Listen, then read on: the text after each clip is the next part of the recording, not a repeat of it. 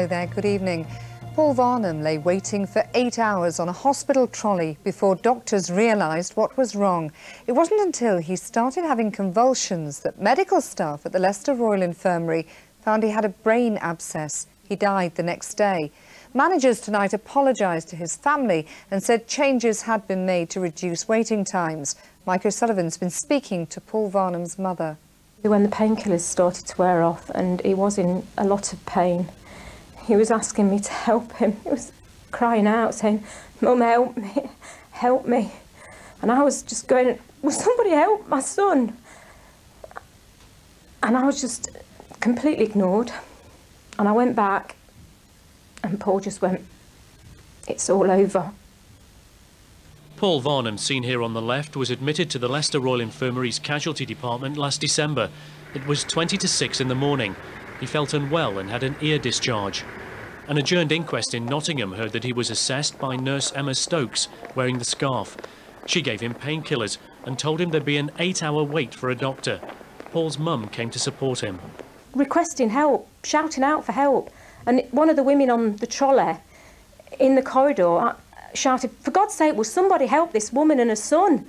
You know, so other people were aware of the situation and there was just no help. I mean, the security people down the Royal Infirmary were more helpful than the staff. Just after 1 o'clock, Paul began thrashing around on the trolley.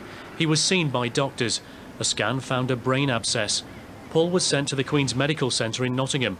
There was an emergency operation at 5:30 that afternoon, but he died the next day. Paul's family will get a full account of his care next year. The coroner wants a statement from every member of staff on duty that day. Mike O'Sullivan, East Midlands Today, Leicester. Today has been a day for remembering our war dead.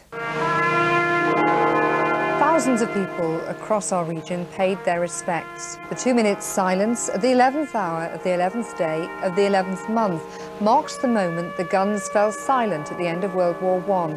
And today not everyone has been remembering just the British servicemen and women. In December 1943, 3 young men took part in the British Navy's sinking of the famous German battleship Scharnhorst. Nearly 2,000 German sailors died. 60 years on, the East Midlands men have built friendships with the handful of survivors. At his home in Nottinghamshire, photographs transport John Wass back almost exactly 60 years to the most dramatic moment of his life. John was a 19-year-old sailor on HMS Scorpion, one of a pack of British ships that cornered the pride of the German fleet, Scharnhorst, north of Norway in December 1943. He remembers seeing the Scharnhorst at the height of the battle. I thought, oh my God, how are we going to get out of this spot of bother? Because had she opened firearms at that time, we'd have been blown to smithereens. And that was taken after the battle of all the gun crews. In Derbyshire, 2 other former sailors remember the battle. George Eyre and Harold Thorpe then served on the British battleship Duke of York, whose shells crippled the Scharnhorst. It was amazing because we were 7 miles away, it was total darkness, it was snowing, and it was a heavy sea. Pounded by the British ships, the lone Scharnhorst finally sank. Out of nearly 2,000 German sailors, only 36 survived. John Wass helped pull them from the icy Arctic waters, and a comradeship was born.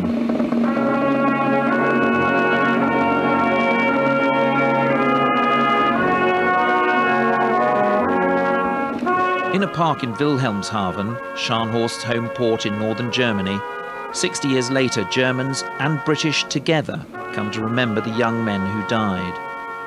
They were brave men, they were our enemies, but they were fighting for their country and what they thought were right, same as we did. I picked the cornflowers in my wreath because the cornflower is the German national flower, and I got the white chrysanthemums for peace. And I hope there will be peace, because God, war's awful.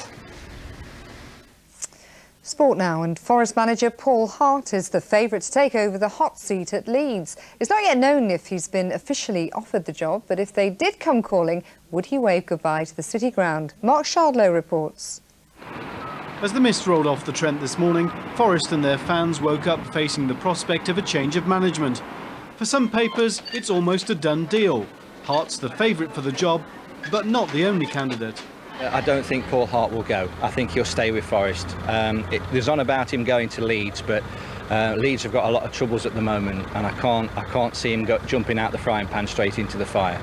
Not inevitable, but I think it's probable, yeah. The bookies agree Paul Hart is the 2-to-1 favourite. The former Notts County and Burton manager Neil Warnock follows at 4-to-1. Gordon Strachan is 8-to-1, with Leicester's Mickey Adams 12-to-1. Meanwhile, the club chairman's issued a statement this afternoon saying he wants Hart to stay and continue the excellent job he's doing after completing half of a 5-year contract. Well, tonight here on Trentside, the fans are still speculating on what might happen. Leeds are saying they're in no hurry to make an appointment. They're claiming on their website they have a long list of candidates, but in truth, that's not the case. They've got no money, so they can't afford people like Martin O'Neill, who earn 10 times as much as Paul Hart. Hart certainly fits the bill, but whether he'll become Leeds United's manager, we'll probably have to wait a fortnight to discover. Mark Shardlow, East Midlands Today, at the City Ground in Nottingham. We'll take a look now at the weather forecast. Tonight will be wet with rain moving in from the west. Temperatures tonight falling to lows of 9 Celsius. Tomorrow will be fine and dry with good spells of sunshine. Top temperature tomorrow, 12 Celsius. And that's how it's looking here. Let's rejoin Hugh for a national news update. Good night.